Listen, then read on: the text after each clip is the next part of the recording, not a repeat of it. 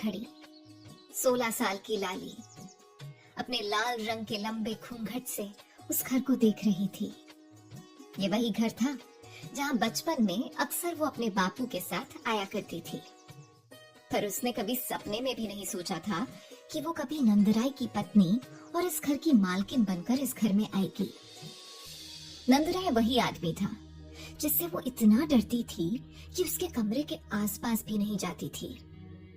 एक बार उसने उस कमरे से किसी के चीखने चिल्लाने की आवाज सुनी थी, जैसे कोई किसी को बुरी तरह पीट रहा हो। आज उसी कमरे में रहने वाले 50 साल के नंदराय से उसकी शादी हो चुकी थी। सांझ का वक्त अब पूरे आसमान को ढांपने चला था। गांव के जाने माने रसूखदार नंदराय के घर पर औरतों और बच्चों का हुजूम लगा हुआ था। नंदराय अपनी नई दुल्हन को लेकर दरवाजे पर खड़ा था।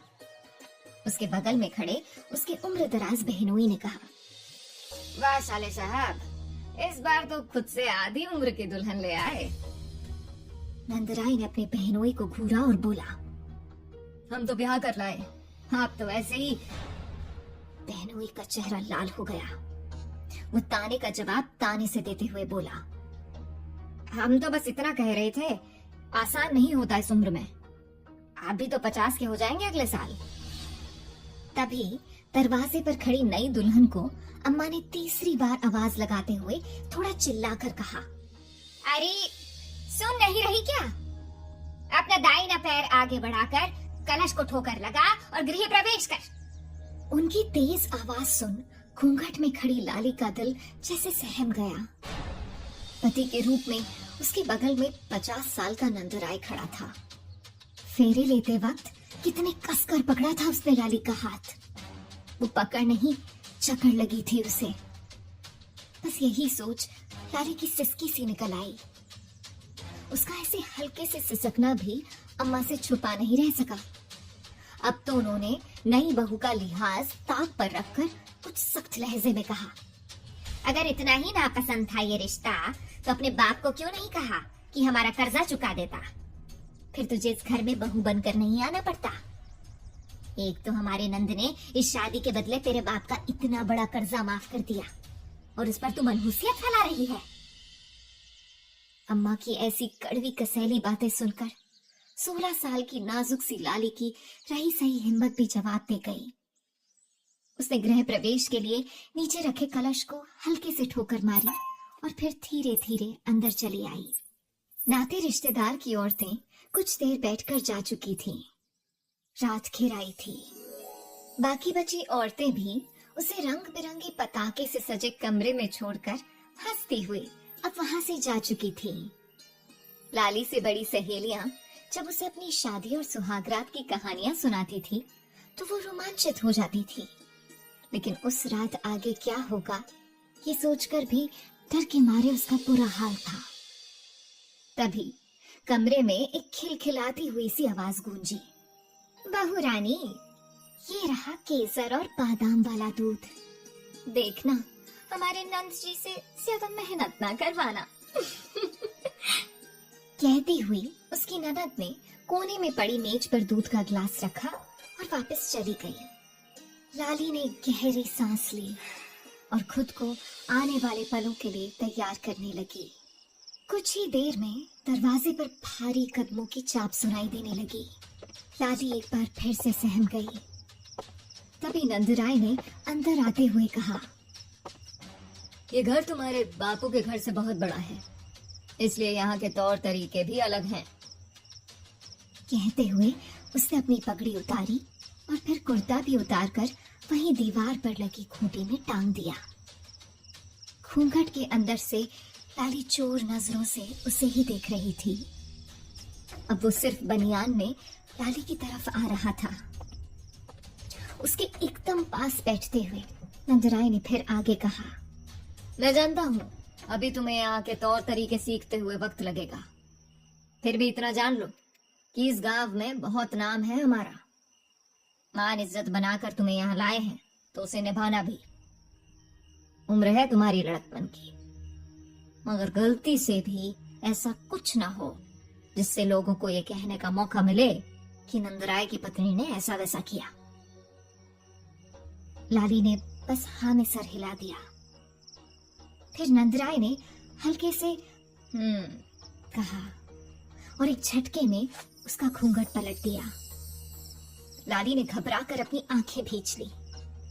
उसका गोल गोरा चेहरा लाल पड़ गया। काजल में डूबी उसकी बड़ी बड़ी आंखें सिकुड़ गईं। उसके लाल होठ थरथरा उठे। वहीं नंदराय का दिल 16 बरस की अछूती सी लाली को देखकर एकदम से जैसे जवान सा हो गया। उसने धीरे से लाली की ठोड़ी पर उंगलियां टिकाकर उसका चेहरा ऊपर किया और बोला, सुंदर तो बहुत है तू। अच्छा ही हुआ जो तेरे बाप ने मेरा कर्जा नहीं चुकाया। ये बोलते हुए वो उसके करीब बढ़ रहा था। उसके हाथ उसके चेहरे से होते हुए उसकी गर्दन को छू रहे थे। लाली का दिल मर्द की छुअन से सिहरा जा रहा था। जिंदगी के 16 सावन बेफिक्री भरे गुजरे थे। ऐसे में अचानक से इतनी बड़ी उम्र के मर्द से ब्याह हो जाना उसके लिए किसी सदमे से कम नहीं था, और वो भी नंदराय जैसे मर्द से। लाली एक साथ कई एहसासों से घबरा रही थी। उसे कुछ न सूझा तो वो हड़बड़ाकर उठ गई। फिर बात संभालते हुए उसने कोने में लगी मेज पर रखा दूध का ग्लास उठाया और धीरे धीरे वापस नंदराय की तरफ बढ़ने लगी। लेकिन इस घबराहट में उसके पैरों में साड़ी का ऐसा फंदा पड़ा कि वो लड़खड़ा सी गई। हाथ से दूध का ग्लास छूटकर पलंग पर जा गिरा।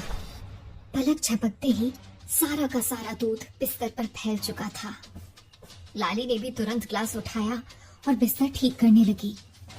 कोई और वक्त होता तो नंदराय इस हरकत के लिए खूब चीख चिल्ला करता, लेकिन अभी बूढ़े दिल पर लाली की नाजुक उम्र का ऐसा असर था कि उसने अपने गुस्से को काबू करने की कोशिश करते हुए कहा, रहने दे, अब मैं दूसरे कमरे में सो जाता हूँ। एक गिलास तक तो संभल नहीं रहा। पता नहीं राय परिवार की बहू का ओहदा कैसे संभालेगी। ना चाहते हुए भी उसके लहजे में गुस्सा आ ही गया था। फिर हालांकि नंदराय का दिल तो नहीं चाह रहा था कि हाथ आए इतने खूबसूरत मौके को यूं ही जाने दे, वो भी तब जब उसके पास सारे अधिकार थे। लेकिन लाली की इस हरकत ने उसके लिए और कोई दूसरा रास्ता छोड़ा ही कब था। वो एक गहरी नजर लाली के चेहरे पर डालते हुए कमरे से बाहर निकल गया। उसके जाते ही लाली ने अपने कलेजे पर हाथ रखकर एक ठंडी सांस भरी और यूं ही घूंघट लपेटे बिस्तर के एक कोने में लेट गई। न जाने कौन सा पहर था। गहरी नींद में लाली को ऐसा महसूस हुआ जैसा कि उसके पेट पर कोई चीज रेंग रही हो। वो चौंक के उठ बैठी। देखा तो सामने नंदराय चेहरे पर एक अजीब सी मुस्कुराहट होठों पर सजाए लाली के ठीक सामने था। लाली का सीना धौंकने की तरह ऊपर नीचे हो रहा था। इससे पहले कि उसे कुछ सोचने समझने का मौका मिलता, नंदराय अपना मजबूत हाथ बढ़ाकर उसे अपनी तरफ तेजी से खींचने लगा। लाली आंखों को भींचे हुए बस किसी तरह इस वक्त के टल जाने की प्रार्थना किए जा रही थी। तभी जैसे भगवान को भी उस नाजुक सी जान पर तरस आ गया। नंदराय के होंठ लाली के सीने को छूने ही वाले थे कि तभी जोर जोर से दरवाजा पीटते हुए अम्मा की आवाज गूंजी, अरे नंदराय, भोर होने को है। बहू के अंचले से बंधा ही रहेगा या नरेन को लाने स्टेशन भी जाएगा? ऐसे वक्त पर अम्मा की आवाज सुनकर नंदराय का मन तो बहुत खराब हुआ, लेकिन वो कुछ कर नहीं सकता था। उसने सामने दीवार पर लगी घड़ी देखी तो वाकई 5 बजने को थे। उसने गहरी सांस ली और एकदम से लाली के सीने से सर उठाकर उसके होठों को चूमते हुए उठ खड़ा हो गया। लाली यूं ही पड़ी रह गई। नंदराय खूंटी पर टंगा अपना कुर्ता उतार उसे पहनते हुए बोला, आज की हसीन रात के लिए खुद को तैयार रखना। और फिर तेजी से बाहर निकल गया। उसके जाते ही अम्मा बड़बड़ाती हुई कमरे में आई और सख्त लहजे में बोली, ये देखो, अभी तक ब्याह का नशा नहीं उतरा महारानी का। अरे अब उठ भी जा, नरेन पहुंचता ही होगा। उसने मन में सोचा, नरेन आ रहा है। मैं तो भूल ही गई थी कि ये नरेन का घर भी है। नरेन वही था जिसके साथ लाली बचपन में खेला करती थी। उसका नाम लेते हुए जैसे उसने चैन की सांस ली। पर क्या नरेन आज भी बचपन जैसा अच्छा और मासूम होगा? क्योंकि कल उसने नंदराय और उसकी बहनोई की बात सुनी थी। कितनी बेशर्मी थी इस घर के मर्दों में। तो क्या नरेन भी ऐसा ही होगा? ये सोच वो बिस्तर से उठी और अम्मा के पैर छुए। बस बस, सदा सुहागन रहे। मैंने झुमकी को बोल दिया है वो कमरा साफ करवा देगी। तब तक तू नहा लेना और नरेन के आने से पहले तैयार हो जाना। अरे सौतेली ही सही, मगर रिश्ते में उसकी माँ ही लगेगी ना तू। वो ये ना सोचे कि नई माँ बाप की जायदाद में हिस्सेदार पैदा करने आई है बस। आज नरेन और उसके बीच बना रिश्ता सुन जैसे लाली हिल सी गई। अब वो नरेन की माँ है। कितना अजीब था ये सुनना। लाली बस सिर हिलाकर रह गई। अम्मा के कमरे से जाते ही लाली खिड़की के पास आ खड़ी हुई। इतनी सुबह भी नौकर चाकर खूब जल्दी जल्दी में सब काम निपटा रहे थे। तभी अम्मा की मुंह लगी काम वाली झुमकी ने आकर कहा, बहू रानी, नरेन बाबू जल्दी ही आ जाएंगे। अम्मा ने कहा आपका कमरा ठीक कराऊं। लेकिन लाली तो किसी और ही ख्याल में डूबी हुई थी। अपने होठों पर उसे अब तक जबरदस्ती से पति के होठों की छुअन चुभ रही थी। उसने एक झटके में अपनी हथेली से अपने गुलाबी होठ बेदर्दी से रगड़ डाले। लेकिन चाहकर भी दिल से उन पलों का डर निकल नहीं पाया। बल्कि अब तो उसकी मासूम आंखों में नरेन के सामने उसकी माँ बनकर खड़ी होने का अजीब सा एहसास भी उतर आया था। उसके दिल की हालत से अनजान झुमकी कमरे में बिखरी चीजें समेटते हुए बोले जा रही थी। पूरे 2 साल बाद लौट रहे हैं नरेन बाबू। अम्मा जी और बड़े साहब की तो जान बसती है उनमें। हाँ, बस गुस्से में बड़े मालिक की छवि है बिल्कुल। अब अपना काम कर झुमकी भी कमरे से जा चुकी थी। लेकिन लाली का दिमाग तो अलग ही सोच में गुम हो गया था। आज तो मैं किसी तरह बच गई, लेकिन कब तक बचूंगी? और नरेन, क्या वो अब मुझे माँ बुलाएगा? खुद ही से बातें करते हुए उसका ध्यान अपनी दुखती हुई बाह पर चला गया। नंदराय की सख्त पकड़ से लाली की बाह बिल्कुल सुर्ख पड़ चुकी थी। अपनी बाह देखकर दर्द की टीस से लाली के मुंह से सिसकारी बनकर निकली। क्या मुझे अब सारी जिंदगी यूं ही दर्द सहना पड़ेगा? भागकर वापस घर चली जाऊं? मायके जाने का ख्याल आते ही लाली की आंखें जैसे किसी रोशनी से भर गई। मगर कुछ ही पलों में वो रोशनी मद्धम पड़ गई। मगर बापू ने तो इनसे कर्जा ले रखा था। वो मुझे वापस अपने घर में नहीं लेंगे। और अगर मैं यहाँ रही तो पता नहीं इन अंदर मेरा क्या करेगा। 16 साल की इस नाजुक सी उम्र में लाली पर नंदराय की उन हरकतों का बुरा असर हुआ। रात का ख्याल आते ही वो सबकी नजरों से छिपती छिपती पिछले दरवाजे से बाहर निकल गई। ससुराल आते हुए उसने पालकी से देखा था। गांव के बाहरी हिस्से में ही एक बड़ा सा तालाब था। घूंघट में अपना चेहरा छुपाए तेज तेज चलती हुई लाली के मन में बस यही ख्याल घूम रहा था कि वो कैसे भी बस इस घर से और नंदराय की पहुंच से दूर, बहुत दूर निकल जाए।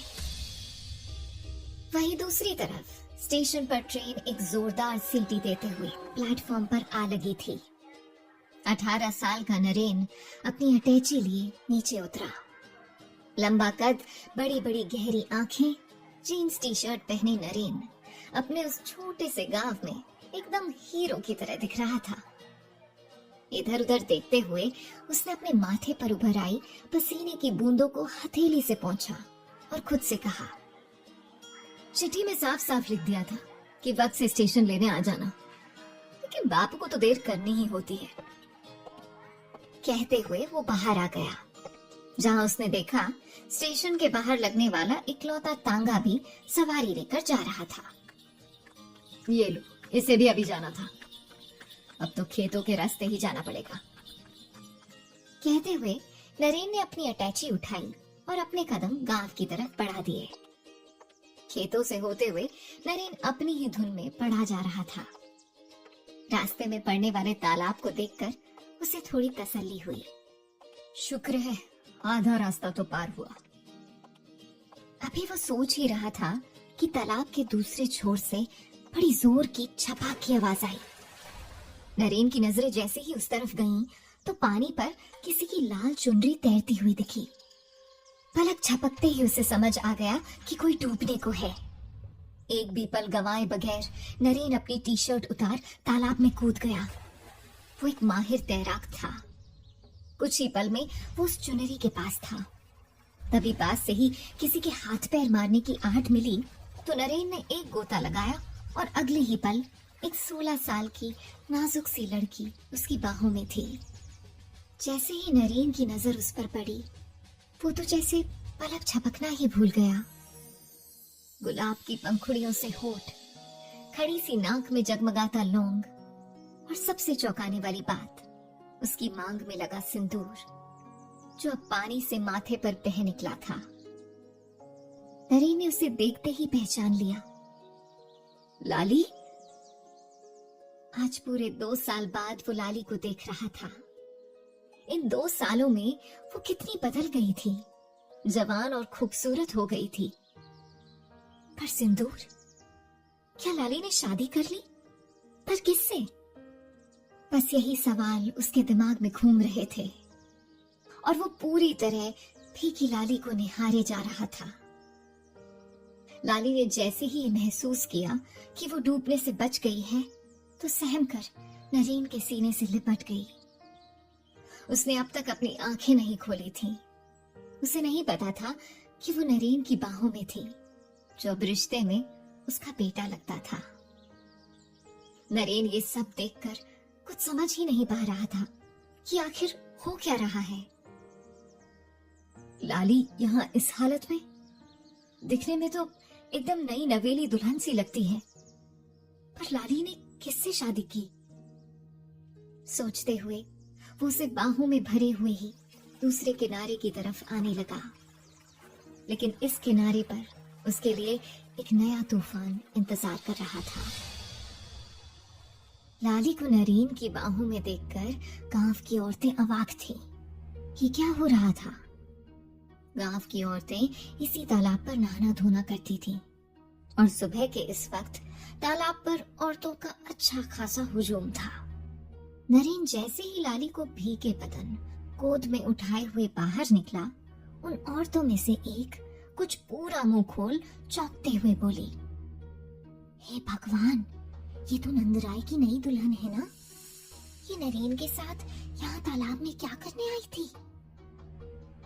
इस पर दूसरी औरत घूंघट मुंह में दबाए बोली, हाँ, और देखो तो बाबू साहब ने कैसे नंगे बदन इसे बाहों में उठा रखा है। ये सुनते ही नरेन चौंक सा गया। तो लाली की शादी उसके बाबू से हुई थी। ये खबर नरेन के लिए किसी शौक से कम नहीं थी। लाली ने भी जैसे ही ये सुना, वो एकदम नरेन से छिटक कर दूर हो गई। तभी एक और औरत ने कहा, भला बताओ, सौतेली ही सही, मगर रिश्ते में तो नरेन की माँ ही लगी ना? फिर ये उसे ऐसे बाहों में लिए तालाब में क्या ढूंढने निकला भला? राम राम राम, घोर कलयुग है बहन। वैसे इसमें नई बहू की भी क्या गलती? वो ठहरी तो 16 की ही ना, और नंदराय वो तो 50 के हैं। हो सकता है नंदराय सुहाग रात को प्यासे ही रख छोड़े हो इसे, तभी तो सुबह सुबह सौतेले बेटे के साथ ही। उस औरत ने अपनी बात अधूरी ही छोड़ दी थी, लेकिन वहां खड़ी औरतें इस बात पर ठहाके मारकर हंसने लगी। नरेन उनसे कुछ कहने ही वाला था कि तभी कुछ दूर से नंदराय की सख्त आवाज उसके कानों में पड़ी। नरेन, तुम यहाँ क्या कर रहे हो? हम तुम्हें लेने स्टेशन गए थे, लेकिन तुम वहां मिले ही नहीं। नरेन अपने पिता को अचानक से ऐसे सामने देखकर हैरान रह गया। उसके मन में पहला सवाल यही आया कि कहीं बापू ने इन औरतों की बातें तो नहीं सुन ली। पर बापू और लाली, वो अब भी पूरी तरह शौक में था। फिर नंदराय की नजर कुछ दूर पर खड़ी लाली पर पड़ी। सुर्ख जोड़े में सिर से पैर तक भीगी हुई लाली को देखकर नंदराय का चेहरा गुस्से से लाल हो उठा था। उसने साथ में लाए हुए तांगे की तरफ इशारा करते हुए कहा, बैठो इसमें। नरेन ने भी जल्दी से कहा, उधर किनारे पर मेरी अटैची छूट गई है, मैं लेकर आता हूँ। कहकर वो अटैची लाने चला गया और इधर लाली तांगे पर बैठ गई। घर पहुंचते ही नरेन तो अंदर चला गया। उसके मन में बहुत उथल पुथल मची हुई थी।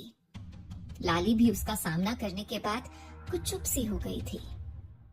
नंदराय ने लाली को पिछले दरवाजे की तरफ ले जाते हुए कहा, घर से भागकर अच्छा नहीं किया तूने।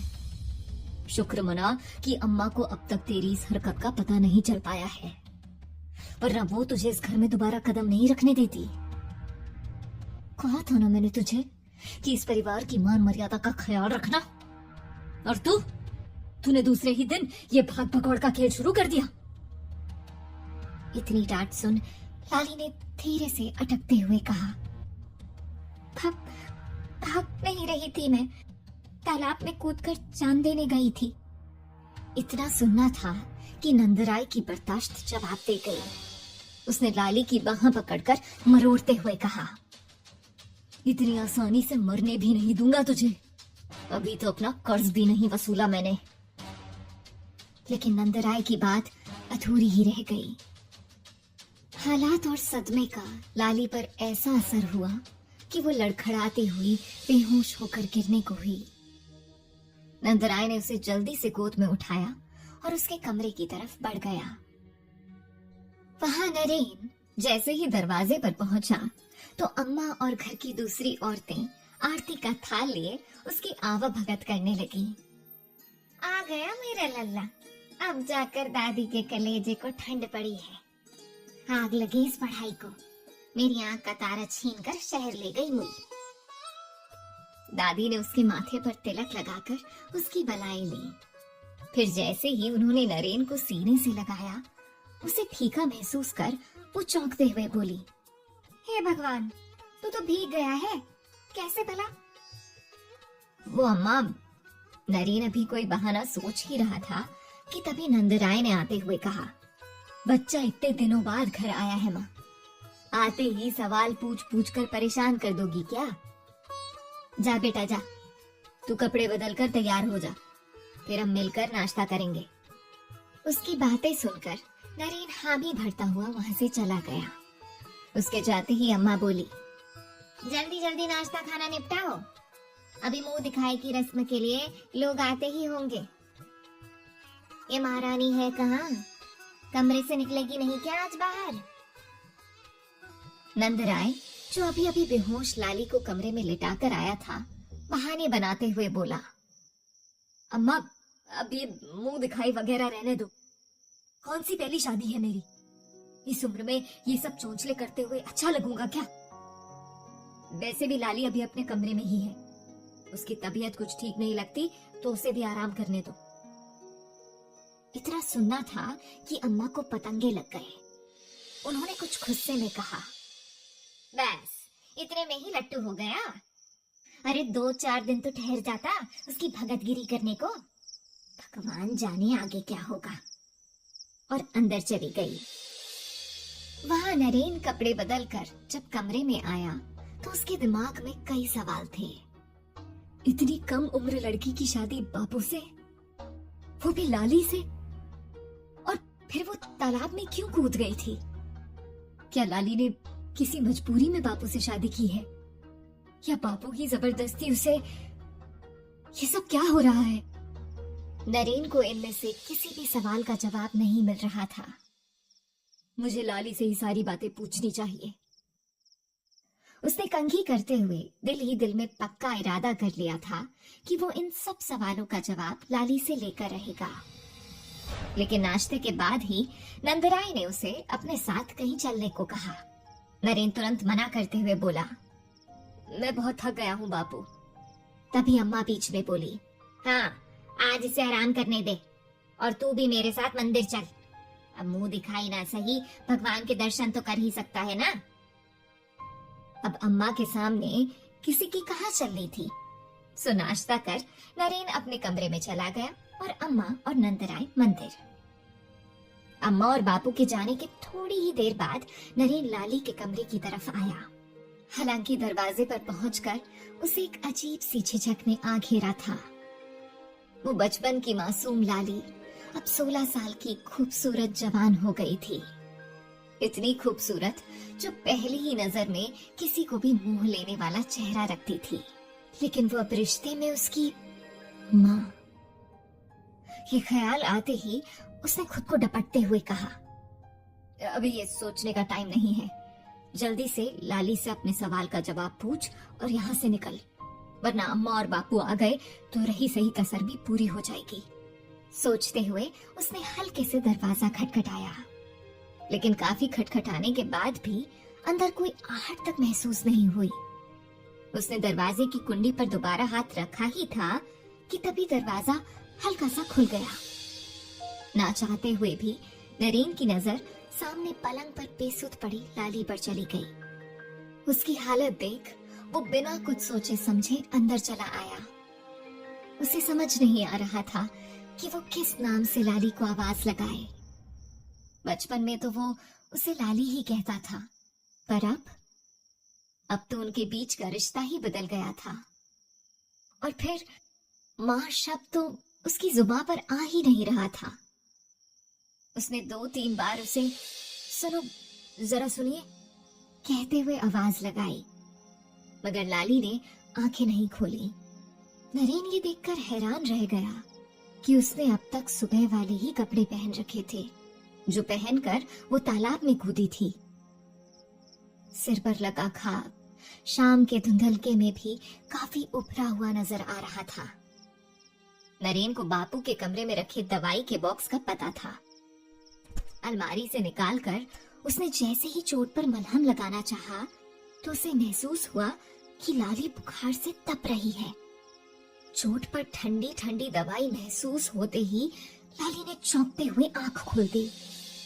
सामने नरेन को पाकर वो जल्दी से उठ बैठी और उसे दूर होते हुए बोली, तुम मेरा मतलब आप यहाँ, वो अगर आपको यहाँ देख लेंगे तो मुझे फिर से। कहते हुए लाली की आंखों से आंसू बह निकले थे, लेकिन नरेन ने उसे चुप कराते हुए कहा, फिक्र मत करो, अभी घर में कोई नहीं है। लेकिन ये सब क्या है? तुम मेरा मतलब आप वहां तालाब में क्या करने गई थी? दोनों ही अपने इस नए और अजीब से रिश्ते की वजह से हिचकिचा रहे थे। वहीं कल से अब तक लाली ऐसे ही नर्म लहजे को तो तरस रही थी, और आज ये लहजा, ये अपनापन मिला भी तो नरेन से, जो बचपन में तो उसका दोस्त था, पर अब वो रिश्ते में उसकी माँ थी। लाली न चाहते हुए भी सारी बात उसे बता बैठी। सब कुछ सुनकर नरेन ने उसके सर पर अपनेपन से हाथ फेरते हुए कहा, देखो, जिंदगी में उतार चढ़ाव आते रहते हैं। हमें मुश्किलों से भागना नहीं, उनका सामना करना चाहिए। परेशान होकर अपनी जिंदगी खत्म करने के बारे में सोचना किसी परेशानी का हल नहीं होता। लाली एकटक उसका चेहरा देखे जा रही थी। उसने धीरे से हामी भरी और अपनी नजरें झुका ली। उसके सिर झुकाते ही नरेन की नजर उसके माथे पर लगी चोट पर जा टिकी। ये घाव कैसे लगा? रुके, मैं इस पर पट्टी कर देता हूँ। कहकर नरेन ने दवाई वाले डब्बे से मलहम निकाला और उसे लगाने लगा। दवाई लगते ही घाव चलता हुआ सा महसूस हुआ। लाली की कराह सुन नरेन धीरे से बोला, अब जल रहा है, मैं फूक फूक कर लगा देता हूँ, नहीं जलेगा। कहकर नरेन उसके माथे की तरफ होंठ बढ़ाते हुए फूंकने को हुआ कि तभी दरवाजे से नंदराय की कड़कती हुई आवाज गूंजी। नरेन, इसने तो शर्मनाक सब बेच खाई है, लेकिन तू तो अपने रिश्ते का लिहाज कर लेता। नंदराय की आवाज सुनकर नरेन और लाली दोनों के होश उड़ गए। नरेन आगे बढ़कर सफाई में कुछ कहने ही वाला था कि नंदराय ने हुक्म देते हुए कहा, अभी अपने कमरे में जाना नरेन। पिता का गुस्सा देखकर नरेन खामोशी से वहां से निकल गया। अब नंदराय गरजती हुई आवाज में लाली से बोला, वहां तालाब पर खड़ी औरतों की बात को तो मैंने अनसुना कर दिया। मैं तुझे कच्ची उम्र का समझकर सब भुलाने की कोशिश करता रहा, लेकिन तू तो इतनी बदचलन निकली कि माँ बेटे के रिश्ते का भी लिहाज नहीं किया। लाली ने कुछ कहने के लिए मुंह खोला ही था कि नंदराय ने हाथ उठाकर उसे मना करते हुए कहा, बस, मुझे कोई सफाई नहीं सुननी। मैं कल के कल नरेन को वापस शहर भेज दूंगा। और ध्यान रहे, आगे से ऐसा कुछ न हो, वरना दुनिया देखेगी कि एक पति के हाथों पत्नी की हत्या कैसे होती है। कहकर नंदराय वहां से चला गया। लाली किस्मत के इस खेल पर रोती सी सकती रह गई। वो बस एक बार और नरेन से मिलना चाहती थी। क्यों, ये उसे भी नहीं पता था। किस्मत से उसे ये मौका मिल भी गया।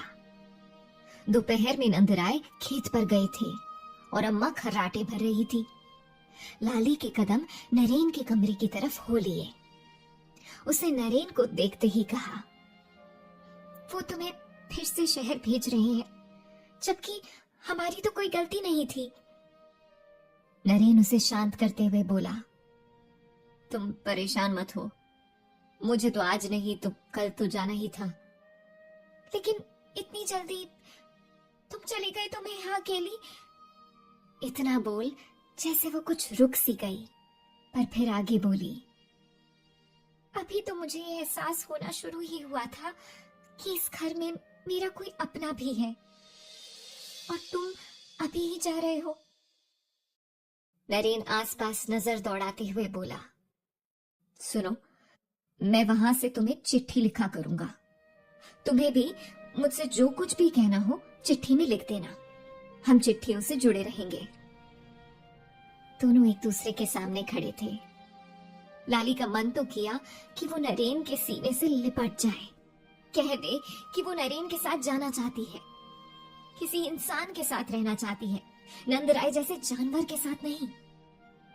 लेकिन वो चुप रही। वो नरेन के लिए मुश्किलें नहीं बढ़ाना चाहती थी।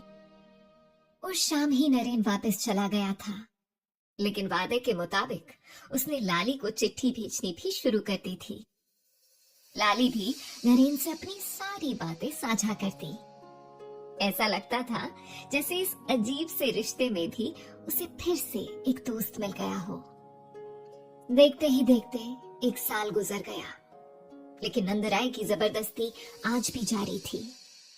हालात से तंग आकर लाली कई बार अपनी जिंदगी खत्म करने के बारे में सोचने लगती, मगर फिर उसे नरेन की वो बातें याद आ जाती। पर एक रात नंदराय की जबरदस्ती से तंग आकर लाली मौका देख फिर से घर से भाग निकली। कहाँ जाना है, क्या करना है, उसने कुछ भी तय नहीं किया था। कुछ कपड़े और शहर में नरेन का हॉस्टल का पता लिए लाली शहर आ गई थी। उसे लगा था कि यहाँ आकर उसकी जिंदगी को एक नया सिरा मिलेगा, लेकिन शहर में तो उसके लिए कुछ और ही मुश्किलें तैयार खड़ी थी। नरेन के हॉस्टल के पते पर पहुंचकर उसने बाहर खड़े गार्ड को नरेन की फोटो दिखाते हुए कहा, काका, ये नरेन है, नरेन राय। इन्हें बुला देंगे जरा, मैं उनके गांव से आई हूँ। बूढ़े गार्ड ने कुछ देर तक तस्वीर को गौर से देखा और बोला, लेकिन बेटा, इस हॉस्टल में इस नाम या चेहरे का तो कोई लड़का नहीं है। क्या? आप ध्यान से तो देखिए काका। गार्ड की बात सुनकर लाली के तो जैसे होश ही गुम हो गए, लेकिन गार्ड ने फिर से इनकार करते हुए कहा, मैं यहाँ पिछले 15 सालों से नौकरी कर रहा हूँ बिटिया, और ये हॉस्टल इतना भी बड़ा नहीं कि मुझे यहाँ रहने वाले बच्चों का चेहरा या नाम याद ना हो। मैं यकीन के साथ कह सकता हूँ कि यहाँ नरेन नाम का कोई नहीं रहता। लाली थके कदमों से हॉस्टल से वापस लौटते हुए सोचे जा रही थी, कहाँ है नरेन? और अगर नरेन यहाँ नहीं रहता तो इस पते से मुझे चिट्ठियां कौन लिख रहा था?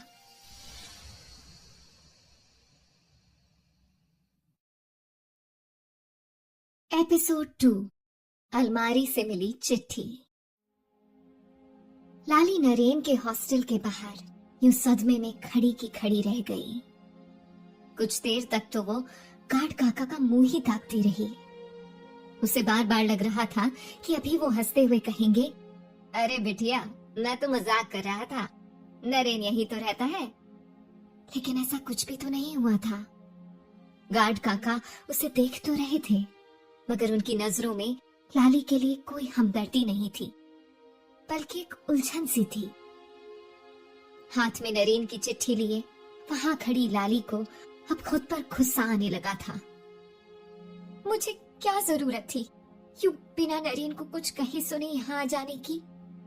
उसे अगर मेरी ऐसी किसी मंशा का पता होता तो शायद वो मुझे कम से कम एक बार मिल तो लेता।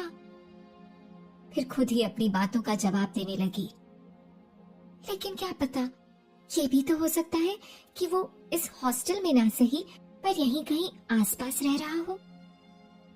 ये ख्याल आते ही लाली को एक बार फिर से एक आस सी जग गई। उसने एकदम से गार्ड काका की नजरों की परवाह किए बगैर वहां पास बने एक सीमेंट के बेंच पर अपना बैग रखा, फिर खुद भी बैठ गई। गार्ड काका ने उसे यूं बैठे देखा तो उसके पास आकर कहा, अरे तू समझती क्यों नहीं, इस नाम का कोई लड़का यहाँ नहीं रहता। लाली ने थकी हुई आवाज में कहा, पता नहीं काका, पर मेरा दिल कहता है कि नरेन यहीं कहीं आसपास है।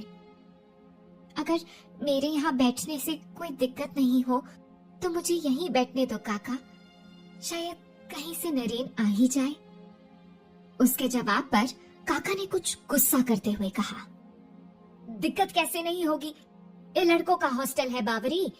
अभी यहाँ राउंड पर वार्डन आएगा तो तुझे यहाँ बैठा देखकर मुझे गालियां देगा, इसलिए कह रहा हूँ तू जा यहाँ से, वरना तेरे चक्कर में मुझे बातें सुननी पड़ेगी। कहते हुए उस बूढ़े गार्ड ने लाली को उसका बैग थमा दिया। अपना बैग थामे लाली वहां से उठकर बाहर सड़क की तरफ चलने लगी। वो वहां से गुजरते हर लड़के की तरफ उम्मीद भरी नजरों से देख रही थी। लाली को अब भी यकीन था कि शायद इन्हीं में से कोई नरेन हो, लेकिन हर बार उसे मायूसी ही मिल रही थी। गांव में उस रात लाली के साथ जोर जबरदस्ती के बीच अम्मा ने नंदराय को आवाज दी थी। वो मन ही मन उस वक्त को कोसते हुए वहां से निकल तो गया था, पर रात भर अम्मा की सेवा में वो लाली को ही याद कर रहा था। अम्मा की तबीयत खराब होने की वजह से नंदराय उस रात अम्मा के ही कमरे में सोया था, और जब भोर होते ही वो अपने कमरे में गया तो खाली बिस्तर देखकर चौंक सा गया। ये छोरी सुबह सुबह कहाँ निकल गई? उसने जैसे खुद से ही कहा और फिर झुमकी को आवाज देते हुए बोला, झुमके, अरे ओ झुमके, कहाँ मर गई? नंदराय की गुस्से भरी आवाज सुनकर झुमकी दौड़ती भागती उसके कमरे में आते हुए बोली, जी बड़े मालिक।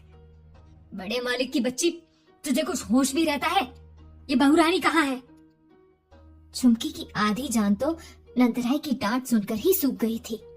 उसने हकलाते हुए जवाब दिया, बहुरानी, मुझे नहीं पता, मैं तो खुद अभी जगी हूँ बड़े मालिक, और बहुरानी तो उधर घूसल खाने की तरफ भी नहीं दिखी। झुमकी ने जैसे तैसे याद करते हुए बताया। तब तक नंदराय की आवाज सुनकर अम्मा भी कमरे में आ गई थी। अरे सुबह सुबह ऐसा कौन सा प्रलय आ गया जो तू इतना चिल्लाए जा रहा है? झुमकी ने धीरे से जवाब दिया, अम्मा जी, वो बहुरानी कमरे में नहीं है। अम्मा ने झुंझुलाते हुए कहा, अरे कहाँ जाएगी मुई, यहीं कहीं होगी। बेकार में ही पूरे घर को सिर पर उठा लिया है सुबह सुबह। लेकिन न जाने क्यों नंदराय को अम्मा की बात से तसल्ली नहीं हुई। उसने झुमकी की तरफ मुड़ते हुए कहा, देख शाकर, वो यहाँ नहीं है तो कहाँ गई? कुछ ही देर में पूरे घर में हल्ला मच गया था। लाली का कहीं कोई पता नहीं चल रहा था। नंदराय अपने कमरे में बैठा यही सोच रहा था कि आखिर लाली कहाँ जा सकती है। पहले ही उसे कल रात की बेचैनी अब तक परेशान कर रही थी, और फिर अब तो लाली कहीं गायब ही हो गई थी। कहीं वो फिर से भाग तो। ये ख्याल आते ही उसका गुस्सा और बढ़ गया। वो गुस्से में तिरमिलाता हुआ बाहर आंगन में चहलकदमी कर रहा था। तभी थोड़ी देर बाद हांफते हुए एक नौकर आया और नजरें झुकाए हुए बोला, बड़े मालिक, हमने आसपास का चप्पा चप्पा छान मारा, मगर बहू रानी का कहीं कोई पता नहीं चला। ये खबर नंदराय पर जैसे पहाड़ की तरह टूट पड़ी थी। उसने एकदम से नौकर का गिरेबान पकड़ लिया और गुर्राते हुए बोला, मैं तेरी जान ले लूंगा। एक 16 साल की लड़की नहीं ढूंढी जा रही तुम लोगों से। वहीं अम्मा ने जैसे ही पूरी बात समझी, नंदराय के हाथों से उस नौकर का गिरेबान छुड़ाते हुए बोली, तू जा यहाँ से। फिर नौकर के जाने के बाद नंदराय की तरह गुस्से से बोली, अपनी कमी का ठीकरा दूसरों के सिर न मढ़ते नंद। तू उसका गिरेबान क्यों पकड़ रहा है? खुद तुझसे तो सब्र ना हुआ। अरे मैं कहती हूँ, जब इतने सालों से औरत के साथ को मना करता रहा तो अभी ऐसी क्या हड़बड़ी मच गई थी तुझे? और वो कोई खेली खाई औरत ना थी जो तेरी बातें बर्दाश्त कर जाती। जवान गरम खून था उसका, निकल गई। इसलिए अब लकीर पीटने से अच्छा है ये सोच कि गांव पंचायत में इज्जत डूबने से कैसे बचाई जाए। कोई भी जुगत लगा, ये बात सब जगह फैलने से पहले लाली घर में होनी चाहिए। नंदराय अम्मा के ताने उल्हाने सुनकर तिलमिला तो गया, लेकिन उसे भी अम्मा की बात सही लगी कि अभी कुछ भी करने से ज्यादा जरूरी ये है कि लाली को वापस घर लाया जाए। वो तेज तेज चलते हुए अपने कमरे में पहुंचा। सबसे पहले तो ये पता लगाना होगा कि आखिर वो अपने कौन से यार के पास भाग कर गई है। कहते हुए उसने अपनी पगड़ी और कुर्ता लिया और सीधा अपने एक दोस्त भोला ठाकुर के घर के लिए निकल गया। भोला ठाकुर नंदराय का पुराना दोस्त था, जो उसके कर्जे की उगाही वगैरह वाले काम में अपने लठैतों से उसकी मदद करवाया करता था। हालांकि उसे मालूम था कि वहां पहुंचते पहुंचते उसे शाम हो जाएगी, मगर लाली को ढूंढने में वो अपने आसपास से किसी की मदद नहीं ले सकता था, क्योंकि अगर उसके भाग जाने की बात गांव में किसी को भी पता चल जाती तो नंदराय के खानदान की इज्जत मिट्टी में मिल जाती। शाम होने से पहले नंदराय सीधा गांव के जाने माने दबंग भोला ठाकुर के घर जा पहुंचा। भोला ने अपने पुराने दोस्त को इस वक्त सामने देखकर हैरानी से कहा, सब कुशल मंगल तो है नंदराय, तू यहाँ इस वक्त? कहते हुए उसने पास ही रखी कुर्सी पर नंदराय को बैठने का इशारा किया। नंदराय ने बैठते हुए कहा, बात ही कुछ ऐसी थी भोला, एक काम सौंपना था तुझे, मगर बस किसी और को इसकी खबर ना हो। भोला ने अपने दोस्त को इतना परेशान देखकर कहा, तू तो बस हुक्म कर नंदराय, आज तक कोई ऐसा काम हुआ है जो मैंने तेरी मर्जी के हिसाब से ना किया हो? सो तो है भोला, मगर अब की यूं समझ ले कि ये काम सिर्फ काम नहीं बल्कि तेरे दोस्त की मूंछ का सवाल है। उस उल्टा ने तो मुझे कहीं मुंह दिखाने लायक नहीं छोड़ा। तू बस किसी तरह उसे ढूंढ निकाल, मुझे वो बदचलन लड़की वापस अपने घर में चाहिए। नंदराय का गुस्सा ऐसा लग रहा था जैसे अभी अगर लाली उसके सामने आ पड़ जाती तो वहीं उसकी बोटी बोटी अलग कर डालता। उसकी बोली सुनकर भोला को भी अंदाजा लग चुका था कि नंदराय अपनी नई नवेली पत्नी के बारे में बात कर रहा है। उसने चौंकते हुए पूछा, क्या वो लड़की भाग गई? अरे हमें तो पहले ही दिन लग गया था, ये ना टिकने वाली तेरे साथ। उसकी अकड़ तो उसके चेहरे से टपकती थी। अच्छा ये बता, किसी के साथ भागी है या फिर अकेले ही? ऐसे अकेले भागने वाली तो उम्र ना थी उसकी। भोला ने टोह लेते हुए पूछा, जबकि इधर नंदराय उसका सवाल सुनकर सोच में पड़ गया।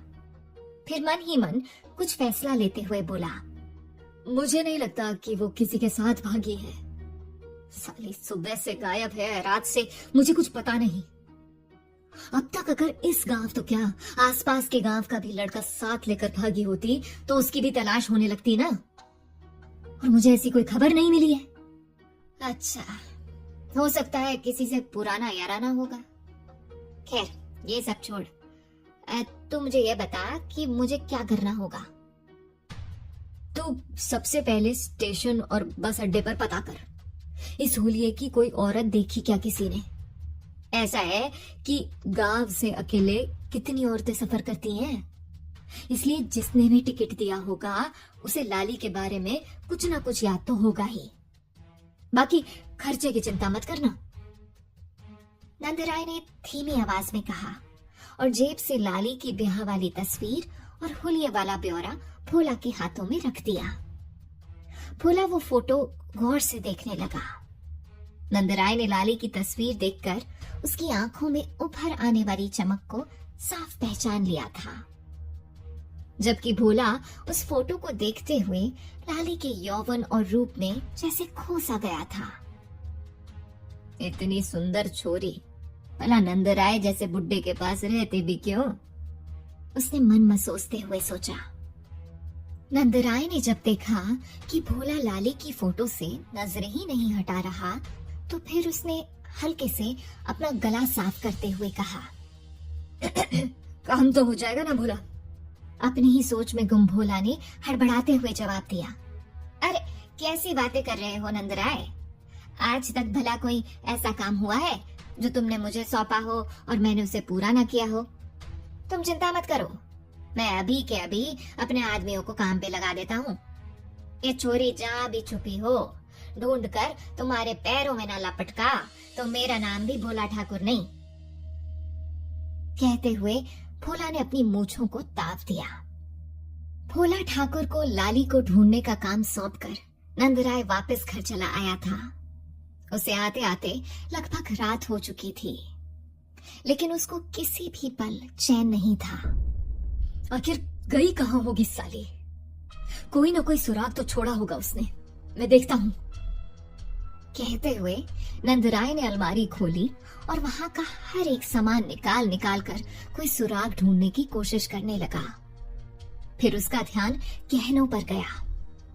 उसने अलमारी में अंदर वाले हिस्से में बने लॉकर को जल्दी से खोला। कहीं सब गहने नकदी भी तो नहीं ले गई साथ में? उसने बड़बड़ाते हुए जैसे खुद से ही कहा। तब तक खाने के लिए बुलाने को अम्मा भी उसके कमरे के दरवाजे पर आ पहुंची थी। नंदराय को यूं लॉकर खोलकर देखते हुए अम्मा का भी जी धक सा रह गया। उन्होंने अंदर आते हुए कहा, हे भगवान, ये तो मैंने सोचा ही नहीं था। लेकिन नंदराय ने जब गहने वाला छोटा सा बक्सा निकाल कर देखा तो वहां सारे गहने जस के तस पड़े थे। साथ ही जो नकदी थे वो भी पूरी की पूरी रखी थी। नंदराय ने बिना कुछ कहे अम्मा की तरफ उस बक्से को खोलकर रख दिया। अम्मा ने एक सुकून की सांस लेते हुए कहा, भगवान का लाख लाख शुक्र है करमजली ने गहने वगैरह नहीं छुए, वरना हम तो हर तरह से बर्बाद हो गए होते। नंदराय ने अम्मा की बात पर कुछ भी नहीं कहा, बस दोबारा से बॉक्स वापस लॉकर में रखकर जैसे ही अलमारी के दूसरे खाने की तरफ हाथ बढ़ाना चाहा था तो उसके हाथ से लगकर लॉकर के अंदर रखे कुछ कागज नीचे गिर गए। नंदराय कुछ चौंकते हुए नीचे झुका और उन कागजों को उठाते हुए बोला, ये कैसे कागज हैं? उधर हॉस्टल के इलाके में घूमते हुए आते जाते लड़कों की नजरें लाली पर ही टिकी हुई थीं। कईयों ने तो अपने साथ चल रहे दूसरे लड़कों के साथ मिलकर भद्दी भद्दी बातें भी कह दी थीं। लेकिन हाथ में अपना बैग उठाए भूखी प्यासी लाली ने उसी इलाके में घूमते हुए सुबह से शाम गुजार दी थी। इस दौरान कोई उसे दया की नजरों से देख रहा था तो कोई गंदी नजरों से। जवान, खूबसूरत, कम उम्र की लड़की अगर यूं ही शाम ढले अकेली दिख जाए तो भला कौन सा मर्द होगा जिसका दिल उसकी ओर झुकाव महसूस न करे। लाली ने नजरें झुकाए हुए दिल ही दिल में कहा, हे भगवान, अब तो रात भी घिर आई। नरेन का कहीं कोई अता पता ही नहीं, और उस पर यहाँ के लोगों की नजरें। मुझे अब यहाँ से निकलना ही होगा, वरना इन लोगों की भेड़ियों की तरह घूरती हुई आंखें मुझसे अब बर्दाश्त नहीं होगी। अब लाली के सामने एक बहुत बड़ा सवाल मुंह बाए खड़ा था। अब क्या करूंगी मैं? 2 जोड़ी कपड़ों और कुछ पैसों के अलावा अब उसके पास कुछ भी तो नहीं था। बेआस, बेसहारा सी लाली अब अनजान शहर में कहाँ जा सकती थी? भूख और नींद के मारे उसकी हालत खराब हो रही थी। चलते चलते अचानक से उसे चक्कर सा आने लगा। वो वहीं चकरा कर फुटपाथ पर बैठ गई। अपनी बेबसी पर लाली की आंखें भर आई थी। तभी उसे अपने कंधे पर पीछे से एक हाथ महसूस हुआ और आवाज आई, वो नहीं आएगा, तो यहीं भटक भटक कर मर जाएगी।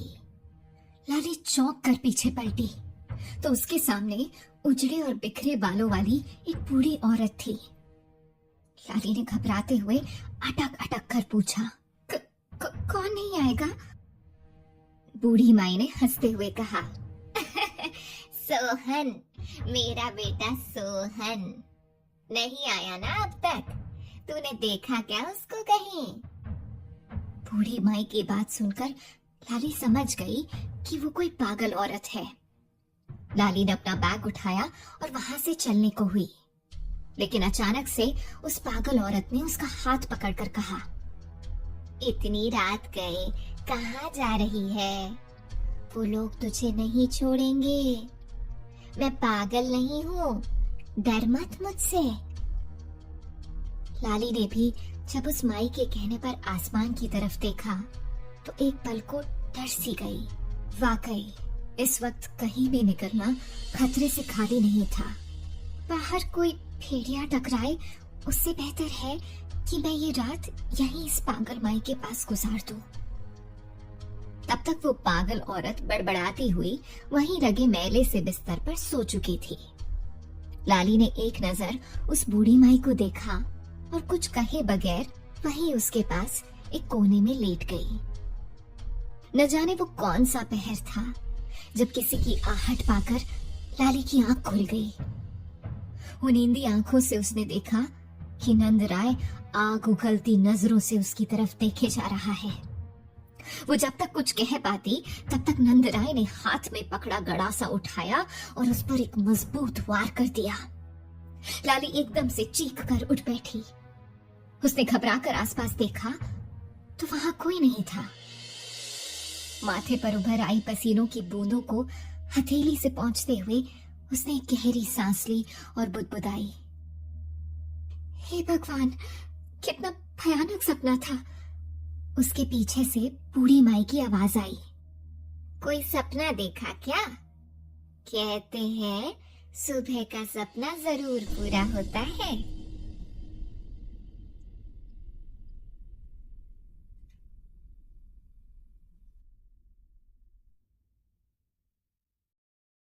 एपिसोड 3, चांदबाई का कोठा। नंदराय ने जब अलमारी से मिले उन कागज को गौर से देखा तो मालूम हुआ कि वो चिट्ठियां थीं। उसने एक चिट्ठी खोली और उसे पढ़ने लगा। प्रिय लाली, तुम्हारी चिट्ठी मिली।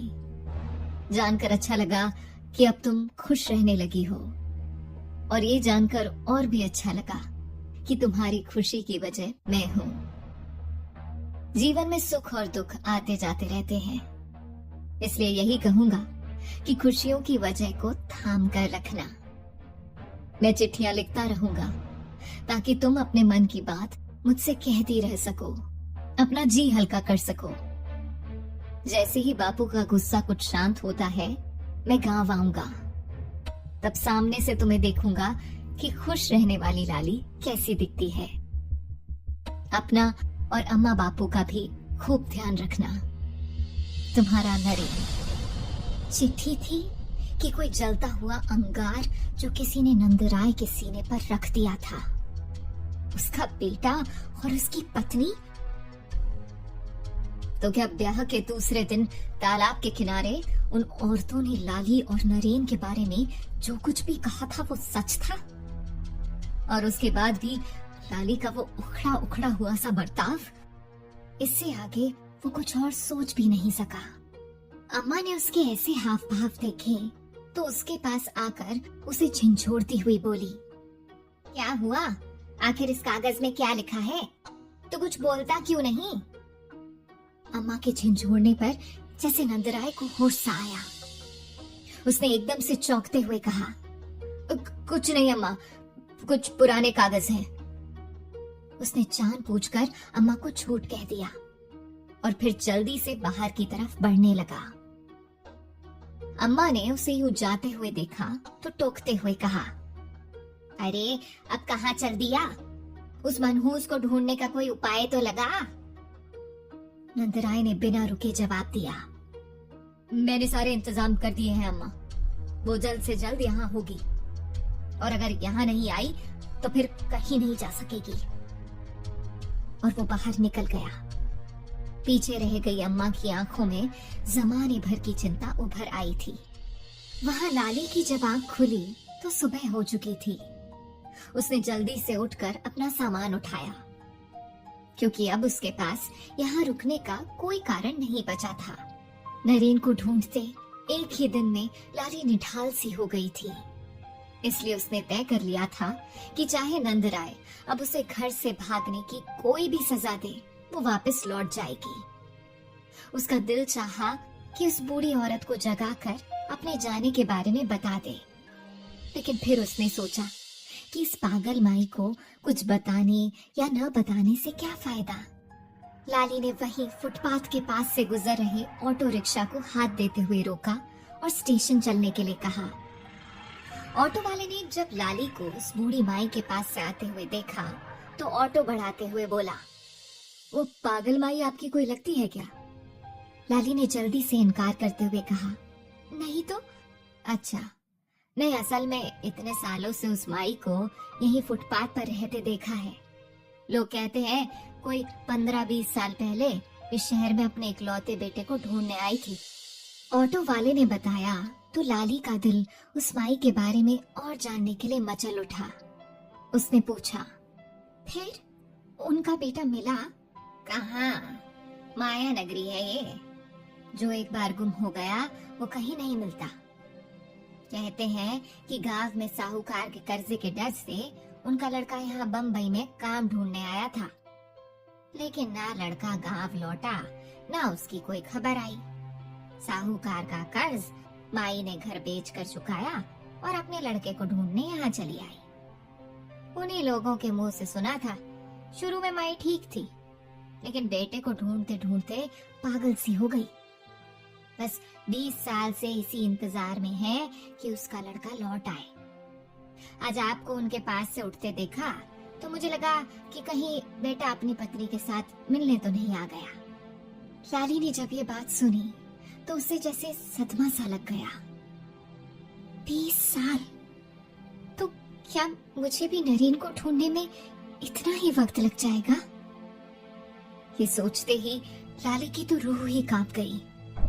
उसने एक झुरझुरी सी लेते हुए खुद से कहा, नहीं नहीं, मैं वापस लौट जाऊंगी, चाहे नंजी और अम्मा मुझे कितनी ही बातें क्यों न सुनाए। इतने बड़े शहर में तो नरेन को ढूंढते मैं भी कहीं पागल ही हो जाऊंगी। स्टेशन पहुंचकर उसने ऑटो वाले को पैसे दिए और टिकट खरीदने लाइन में जा लगी। अभी कुछ ही पल बीते होंगे कि लाली की नजर एक आदमी पर पड़ी। उसके मुंह से बरबस निकला, हे भगवान, ये तो गांव के बदमाश भोला ठाकुर के लोग हैं, जिन्हें मैंने नंदराय के कहने पर कर्जे की वसूली के लिए किसी को पीटते देखा था। तो क्या ये लोग यहाँ मुझे ढूंढते आए हैं?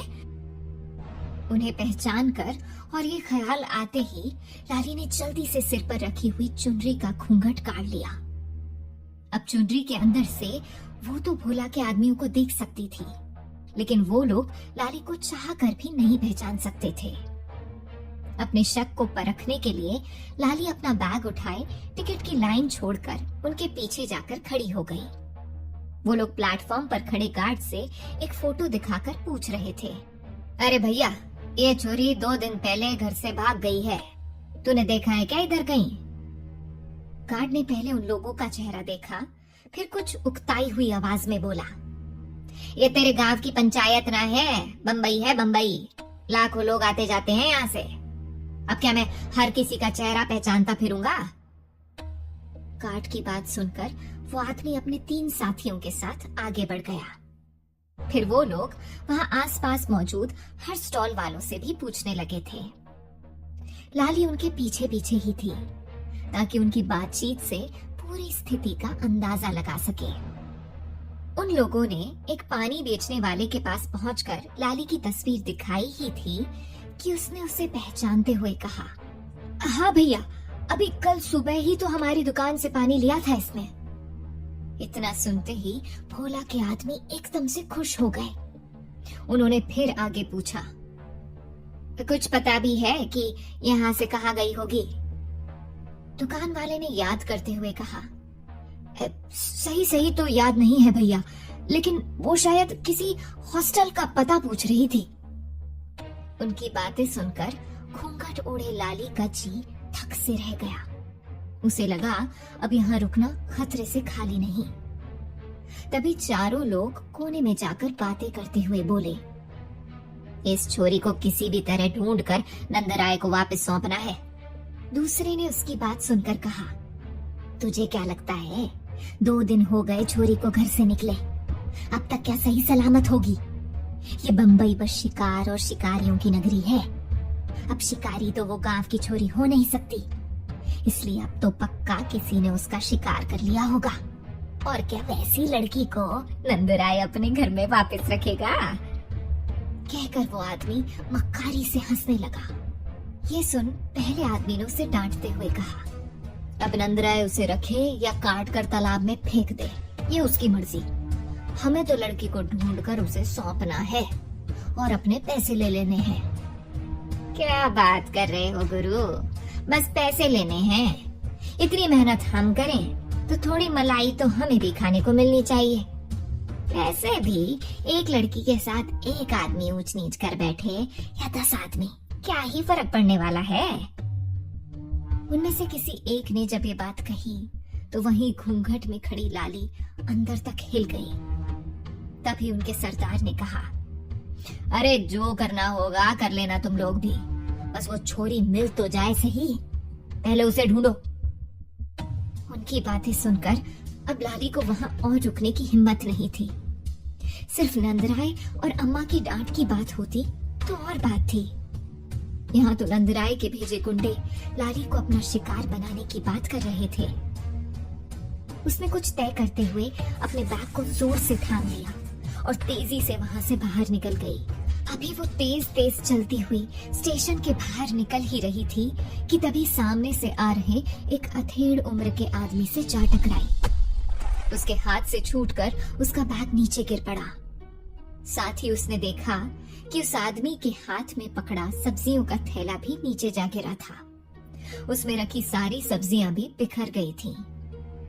उसने जल्दी से अपना घूंघट पीछे किया और उसकी तरफ देखते हुए बोली, माफ कीजिएगा चाचा, मैं बड़ी जल्दी में थी इसलिए आपको देख नहीं पाई।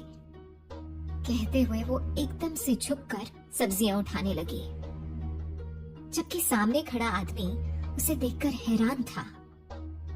उसने जैसे कुछ ही पलों में ये इरादा कर लिया कि उसे क्या करना है। लाली के साथ साथ वो भी नीचे बैठकर सब्जियां उठाता हुआ बोला, कोई बात नहीं बेटा, कभी कभी हो जाता है। वैसे इतनी जल्दी में कहाँ जाना था तुम्हें? उस आदमी का सवाल सुनकर लाली कुछ पलों के लिए खामोश हो गई। ऐसे किसी अनजान को कुछ भी बताने के लिए मना किया होगा ना तुम्हारे घर वालों ने? उस आदमी ने अपना अगला पासा फेंका। लाली को शर्मिंदगी सी महसूस हुई कि कैसे ये आदमी मुझे बेटा बेटा कह के बातें कर रहा है और मैं हूं कि। उसने सब्जी का थैला उस आदमी की तरफ बढ़ाते हुए कहा, नहीं नहीं चाचा, ऐसी कोई बात नहीं। असल में मैं यहाँ कोई काम ढूंढने आई हूँ।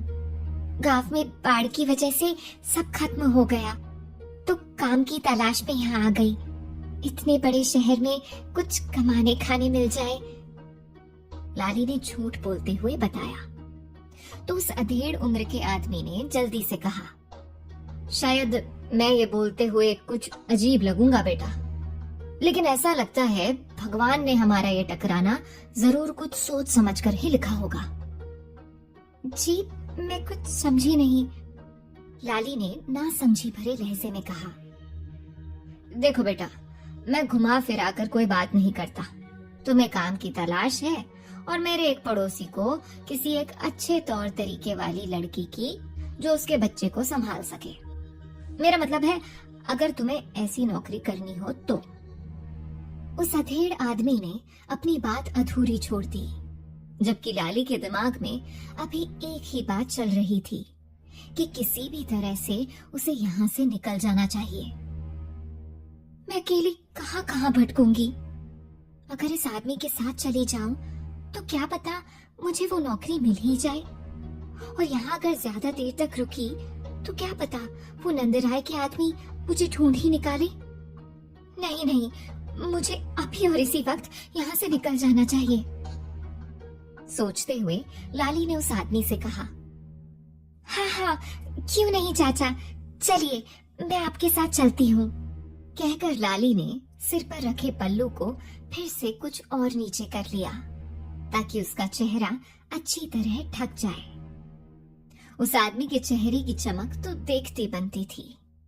उसने बाहर की तरफ बढ़ते हुए कहा, इस तरफ चलो बेटा, यही कुछ ही दूर पर रहते हैं वो लोग। 15-20 मिनट चलने के बाद लाली उस आदमी के साथ तंग गलियों से होते हुए एक मोहल्ले में आ गई थी।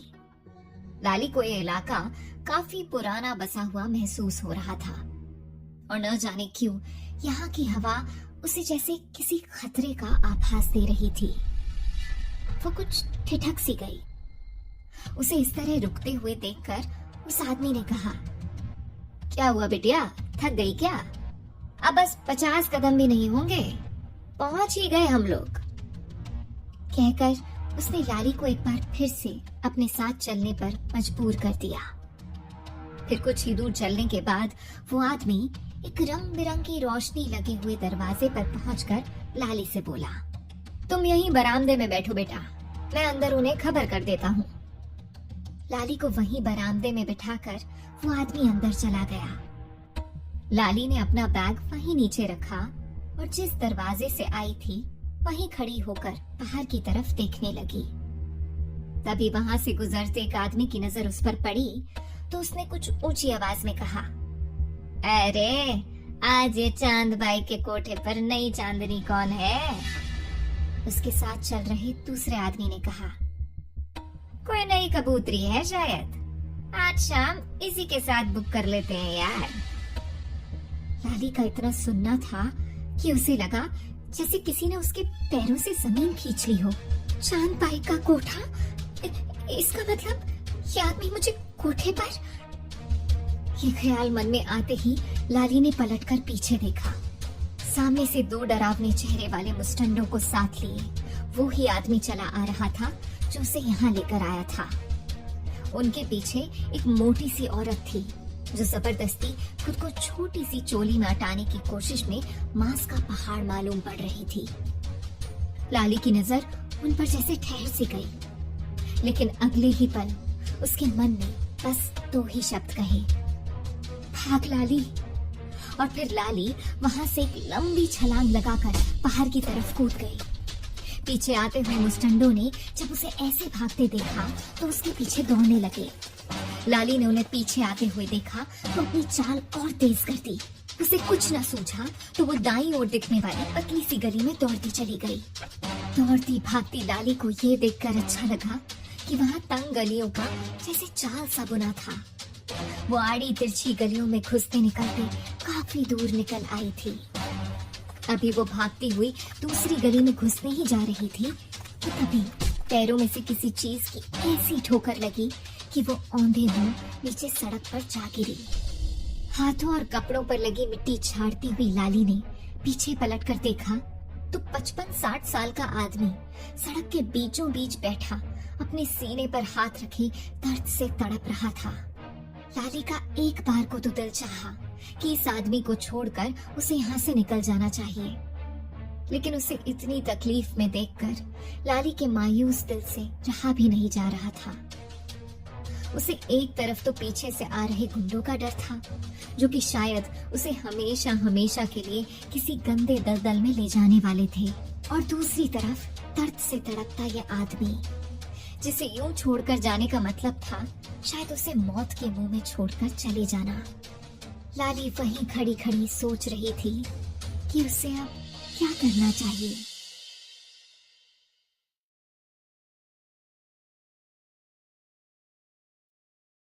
एपिसोड 4, एक झलक।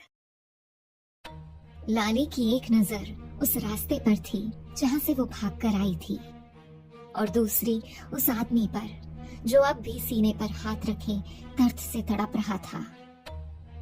उस आदमी की तड़प बढ़ती जा रही थी, और वही एक पल था जब लाली ये फैसला लेने पर मजबूर हो गई कि उसे पहले उस आदमी को अस्पताल पहुंचाना चाहिए। उसने उस आदमी को संभालते हुए कहा, आप घबराइए मत, मैं अभी आपको अस्पताल लेकर चलती हूँ, बस थोड़ी हिम्मत बनाए रखिए। कहकर उसने वापस किसी ऑटो के लिए नजरें दौड़ानी शुरू कर दी, पर अब भी उसे ये डर भी लगा हुआ था कि कहीं उस चंदाबाई के कोठे वाले गुंडे उसे ढूंढते हुए आ न जाएं। लेकिन लाली का डर हकीकत में बदलता उससे पहले ही सामने एक ऑटो वाला आता हुआ दिखा। उसने दूर से ही ऑटो वाले को हाथ देकर रुकने का इशारा किया, और फिर ऑटो वाले की मदद से उस आदमी को अंदर बिठाते हुए ऑटो वाले से बोली, भैया जल्दी से किसी पास के अस्पताल में चलो, इनकी हालत बिगड़ती जा रही है। ऑटो वाले ने तेजी से ऑटो बढ़ा दिया। लाली ने एक नजर उस आदमी पर डाली तो देखा वो आदमी लंबी लंबी सांसें ले रहा था। कुछ देर फिर उसने अपनी जेब से एक कार्ड निकालकर लाली की तरफ बढ़ते हुए कहा, इसमें मेरे घर का टेलीफोन नंबर लिखा है, हॉस्पिटल पहुंचते ही मेरे घर पर फोन कर देना। जी ठीक है, लाली ने धीमे से कहकर वो कार्ड ले लिया। अच्छा हुआ जो बापू ने मुझे 8 तक ही सही पढ़ाई तो करने दी, वरना आज मैं इनके घर पर फोन कैसे करती। लाली यही सब सोच रही थी। इतने में वो लोग अस्पताल पहुंच गए। डॉक्टर उन्हें आईसीयू में ले जा ही रही थी, तभी उस आदमी ने लाली को आवाज देकर कहा, तुमसे एक विनती थी। उनके कहते ही लाली ने हाँ में सिर हिला दिया। मैं तुम्हें बेहोश पड़ा हुआ किस इलाके में मिला, तुम ये किसी को मत बताना। लाली ने ये सुनकर उन्हें एक नजर देखा तो उसे याद आया, ये तो मुझे उन्हीं बदनाम गलियों में मिले जहाँ वो आदमी मुझे बेचना चाहता था। ये ख्याल आते ही उसने उन्हें तसल्ली देते हुए कहा, आप चिंता मत करिए, मैं ये बात किसी को नहीं बताऊंगी। डॉक्टर्स उन्हें लेकर आईसीयू में चले गए थे। लाली ने हाथ में पकड़े उस कार्ड को देखा।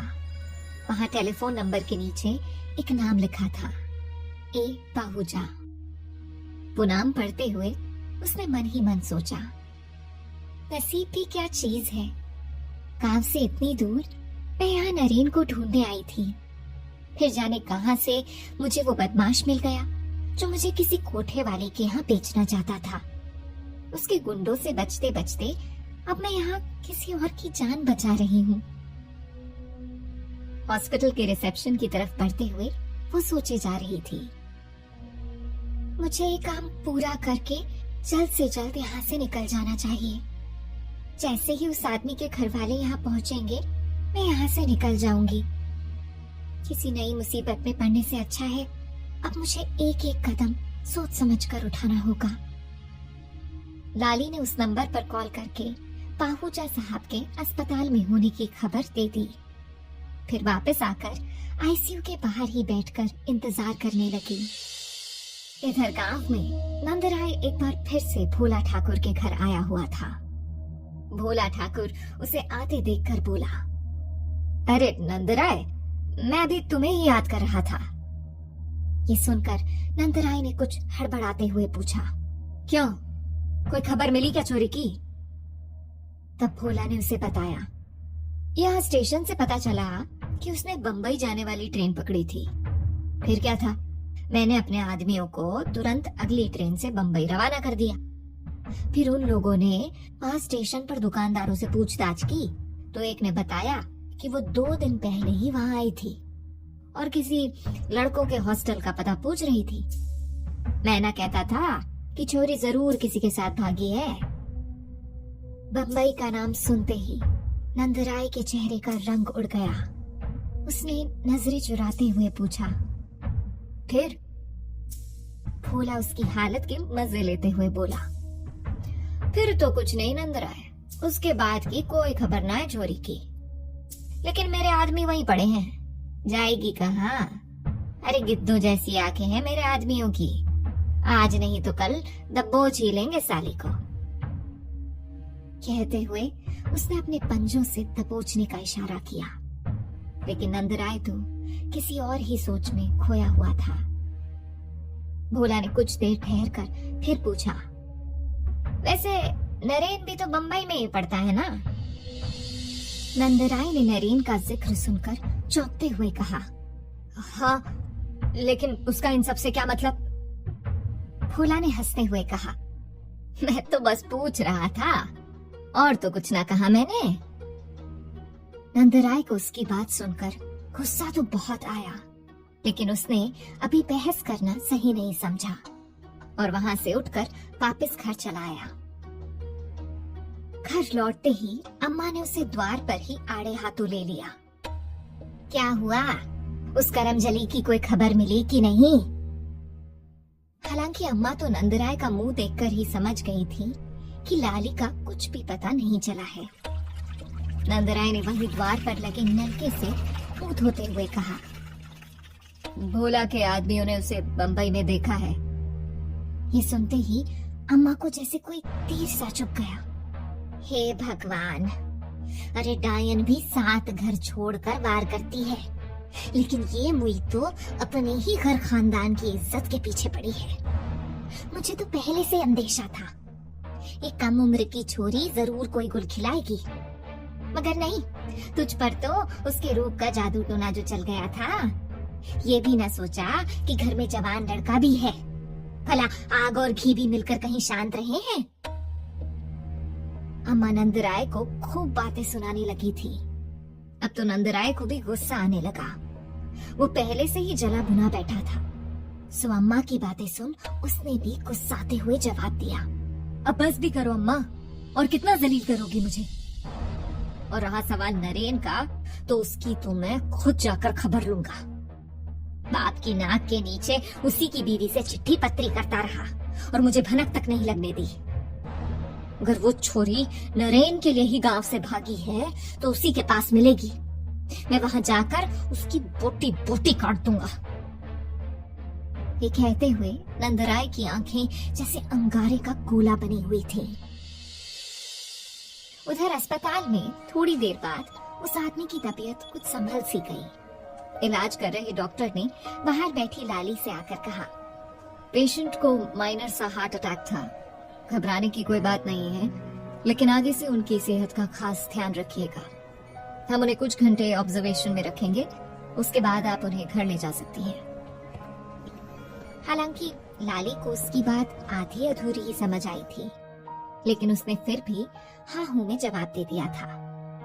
डॉक्टर के वहां से जाने के बाद लाली हाथ में थामे हुए उस प्लास्टिक बैग को उलट पलट कर देखने लगी जिसमें उस आदमी का सामान था। एडमिट करने के बाद एक नर्स ने उसे ये लाकर दिया था। उस प्लास्टिक में एक महंगा चमड़े का जेंट्स पर्स था और एक रुमाल भी। लाली ने उस पर्स को देखते हुए सोचा, ये तो काफी महंगा लगता है ये कोई बहुत रईस आदमी है।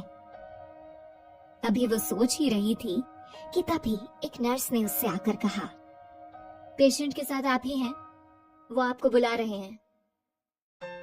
लाली ने हाँ में सिर हिलाते हुए अंदर कमरे की तरफ अपने कदम बढ़ा दिए। उस आदमी के बेड के पास पहुंचते ही लाली ने धीरे से पूछा, आपकी तबीयत कैसी है साहब? मैं अब ठीक हूँ। मुझे यहाँ अस्पताल लाने के लिए तुम्हारा बहुत बहुत शुक्रिया। शुक्रिया की क्या बात है? आपको उस हाल में कोई भी देखता तो आपकी मदद जरूर करता। मेरा नाम अजीत पाहूजा है, तुम मुझे पाहूजा सर कह सकती हो।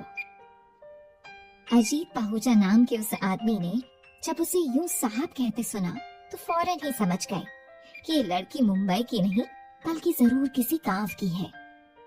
जबकि इधर लाली को भी फौरन समझ आ गया था कि यहाँ गांव की बोली तुरंत पहचान ली जाती है, इसलिए उसने नजर झुकाए हुए कहा, जी सर। गुड। वैसे तुम्हें बता दूं कि यहाँ बम्बई में हर कोई हर किसी की मदद नहीं करता, खासकर अनजान लोगों की, और बिना मतलब के तो बिल्कुल नहीं। वैसे क्या नाम है तुम्हारा? लाली ने गहरी सांस ली और बताया, जी मेरा नाम लाली है। बम्बई की तो नहीं लगती तुम, फिर यहाँ कैसे? ये सवाल सुनते ही लाली चौंक सी गई। इतनी देर से इस आदमी के चक्कर में वो तो जैसे अपनी परेशानी फिर से भूल बैठी थी।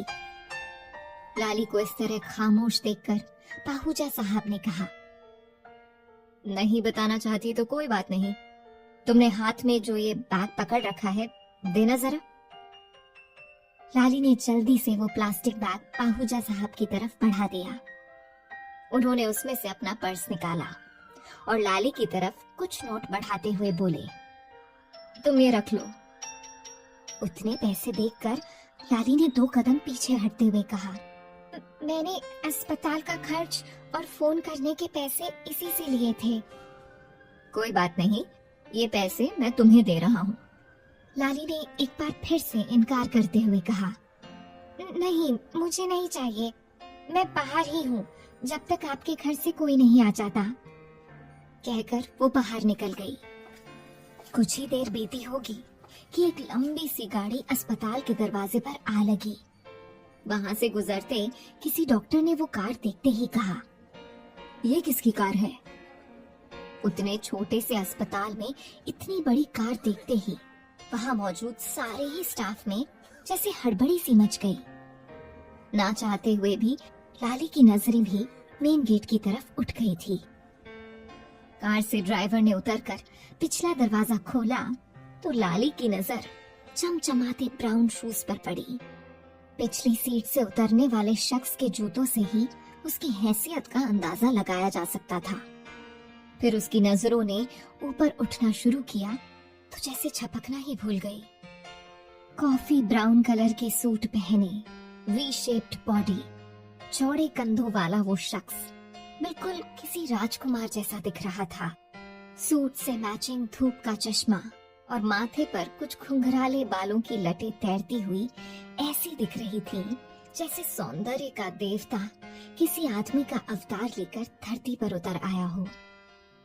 वो नपे तुले कदमों से चलकर अंदर आया ही था कि वहां मौजूद डॉक्टर्स उसके साथ साथ चलते हुए बोले, yes sir, how may I assist you? Mister Pahuja यहीं एडमिट है? यस सर, वो यहीं है। कहते हुए वो लोग आईसीयू की तरफ बढ़ने लगे। लाली वहीं बैठे हुए ये सब नजारा देख रही थी। पाहूजा साहब के कमरे में घुसने से पहले उस शख्स ने एक बार पलटकर उचटती सी नजर से लाली को देखा और ठहरते हुए अपने साथ चल रहे डॉक्टर से कहा, एक्सक्यूज मी प्लीज। इतना सुनते ही डॉक्टर्स उसे छोड़कर वापस चले गए। फिर वो लाली की तरफ बिना देखे एकदम रौब से बोला, फोन तुम्ही ने किया था? लाली ने उठकर धीरे से सिर हिलाया, जी। किसी ढंग के हॉस्पिटल में ले जाना था ना? ये कैसी जगह लेकर आ गई तुम उन्हें? इतना सुनते ही लाली को कुछ गुस्सा सा आ गया, लेकिन उसका रुआब देखकर लाली ने उसी लहजे में जवाब दिया, मुझे यहाँ के बारे में ज्यादा पता नहीं है। मैंने सर की बिगड़ती हुई हालत देखी तो ऑटो वाले को किसी पास के अस्पताल ही ले चलने के लिए कहा। एक बार डैड से पूछ लेती, कहकर वो अंदर चला गया। जबकि लाली उसका रवैया देखकर हैरान थी। कितना अजीब है ये। मैंने इसके बापू की जान बचाई, ना कोई धन्यवाद, ना कोई अच्छे बोल, उल्टा मुझे ही 4 बातें सुनाकर चला गया। उसने दिल ही दिल में कहा।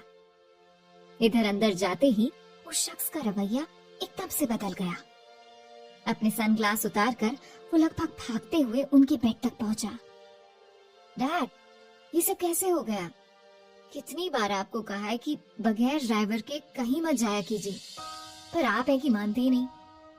पाहुजा साहब ने उसकी बेचैनी देखते हुए उसके सिर पर हाथ फेरा और बोले, मैं अब बिल्कुल ठीक हूँ सुजोय। कभी कभी दिल चाहता है कि अपनी असली पहचान से परे कुछ पल किसी आम इंसान की तरह सुकून की जिंदगी गुजारो। बस इसीलिए ऐसे ही निकल गया था और तबीयत बिगड़ गई। लेकिन भला हो उस लड़की का जो मुझे यहाँ लेकर आई। डैड, आप कब अपनी लाइफ को लेकर सीरियस होंगे? कहकर वो देर तक पाहुजा साहब का हाथ थामे वहीं बैठा रहा। कुछ देर बाद डॉक्टर ने अंदर आते हुए कहा, मिस्टर पाहुजा, आपकी बाकी सारी रिपोर्ट्स आ गई हैं। कोई कॉम्प्लिकेशंस नहीं है, इसलिए हम डिस्चार्ज की फॉर्मेलिटीज पूरी कर रहे हैं। आप घर जा सकते हैं।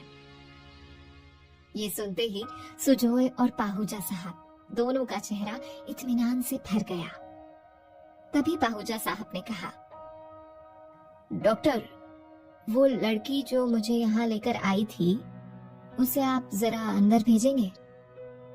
डॉक्टर ने उनकी ड्रिप निकालते हुए जवाब दिया, वो लड़की तो कुछ देर पहले ही निकल गई सर। डॉक्टर की बात सुनकर पाहुजा साहब और सुजोय दोनों ही चौंक से गए। थोड़ी ही देर पहले लाली वहां आईसीयू के बाहर बैठी बैठी बोर होने लगी थी। उसे भूख भी बड़े जोरों की लगी थी। यहाँ आसपास कुछ खाने का देखती हूँ, सोचते हुए वो वहां से उठकर बाहर निकल आई। उसने मन ही मन में अंदाजा लगाया कि अब उसके पास कितने पैसे बचे हुए होंगे और वो उन पैसों से यहाँ और कितने दिन गुजार सकती है। आसपास खाने की कोई सस्ती जगह ढूंढती हुई लाली की नजर एक ठेले पर पड़ी, जहाँ वड़ा पाव मिल रहा था। इससे सस्ता यहाँ कुछ नहीं मिलने वाला लाली, उसने खुद को समझाया और ठेले की तरफ बढ़ गई। पत्तल वाली प्लेट में उसने 2 वड़ा पाव लिए और वहीं लगी बेंच पर बैठकर खाने लगी।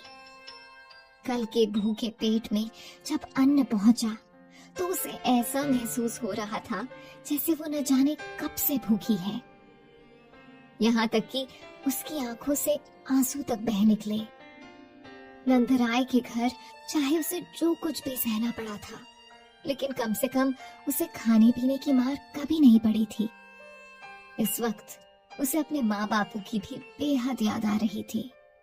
वो लोग गरीब ही थे, मगर उसके बापू ने कभी ऐसी नौबत नहीं आने दी थी। सूखी रोटी ही सही, मगर हमेशा भर पेट खाना खाया था उसने। अभी वो आंखों से बहते आंसुओं को पोंछते हुए वड़ा पाव के कौर खा ही रही थी कि धुंधली आंखों को जैसे कोई वहम सा हुआ। उसने जल्दी से अपने पल्लू से अपनी आंखें जोर जोर से रगड़ी और चिल्ला पड़ी, नरेन! वड़ा पाव वाला पत्तल हाथ से छूटकर कब नीचे जा गिरा उसे पता भी नहीं चला और वो दौड़ती हुई उस ओर भागने लगी जिधर उसे नरेन की झलक दिखी थी। वो नरेन नरेन चिल्लाती हुई बस दौड़ी जा रही थी, लेकिन गाड़ियों के शोर में उसकी आवाज तब सी गई थी। लाली के दौड़ने की रफ्तार इतनी तेज थी कि अब उसके और नरेन के बीच बस एक सड़क का फासला बचा था। उसने एक बार फिर पूरी ताकत से आवाज लगाई, नरेन! और सड़क पार करने की कोशिश की, लेकिन तभी एक लंबी सी बस बीच में आ गई। लाली इधर उधर देखती बस के जाने का इंतजार करने लगी थी ताकि उसके हटते ही दौड़कर सड़क पार करे और अपने नरेन से जा मिले। लेकिन जब बस वहां से चली गई तो उसने देखा वहां कोई नहीं था। लाली फिर भी दौड़ती हुई सड़क की दूसरी तरफ पहुंची, मगर उसे नरेन कहीं नहीं दिख रहा था। अचानक उसकी नजर बस के दरवाजे पर पड़ी तो उसने देखा बस के दरवाजे पर लटका हुआ नरेन तेजी से जाती हुई बस के साथ ओझल हो गया। लाली बेदम सी होकर वहीं सड़क के किनारे घुटनों के बल बैठ गई। पर बस उसकी आंखों से आंसू की धारा बही जा रही थी।